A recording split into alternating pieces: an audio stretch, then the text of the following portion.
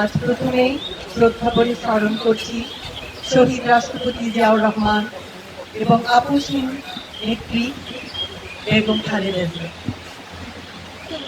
আজ পরম করুণাময় আল্লাহ তাআলার রহমতে আমরা পবিত্র মাহে রমজানের এই দিনে সবাই একত্রে ইফতার মাহফিলে অংশগ্রহণ করছি।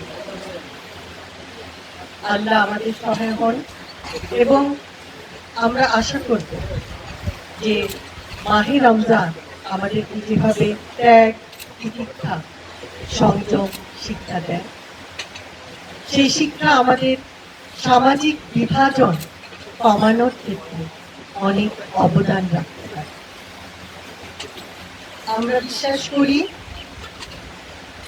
নারীর মর্যাদা ও অর্থনৈতিক স্বাধীনতা নিশ্চিত করা হলে জাতীয় উন্নয়ন ও সামাজিক ন্যায় অর্জন সহজ হবে।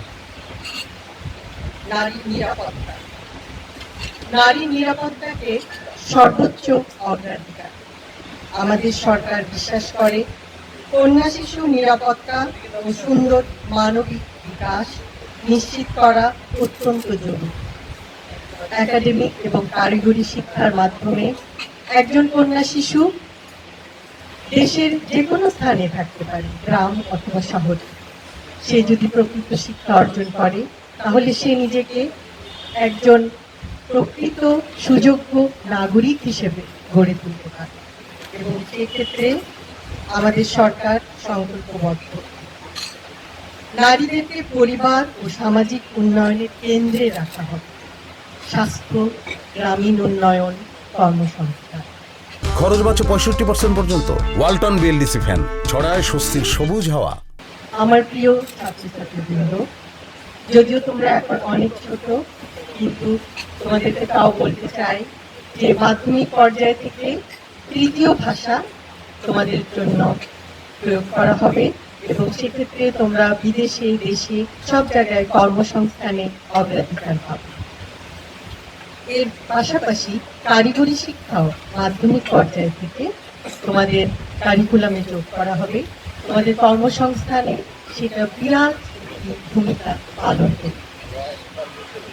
আমার প্রিয় পোশাক কর্মী বোনদের জন্য বলতে চাই যে প্রত্যেক শিল্প কারখানায় আমরা বিশ্বাস করি যে তাদের সবেতন মাতৃত্বকালীন 6 মাস ছুটি অবশ্যই প্রয়োজনীয় এবং ডে কেয়ার সেন্টার, তাদের নিরাপদ আবাসন, নিরাপদ যাতায়াত ব্যবস্থা।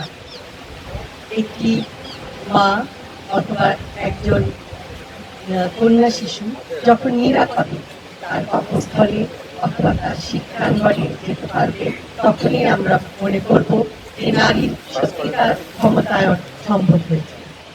কারণ একজন নিরাপদ নারী মনে করবে যে সে সমাজে, তার পরিবারে সর্বক্ষেত্রে অবদান রাখতে সম্ভব হবে।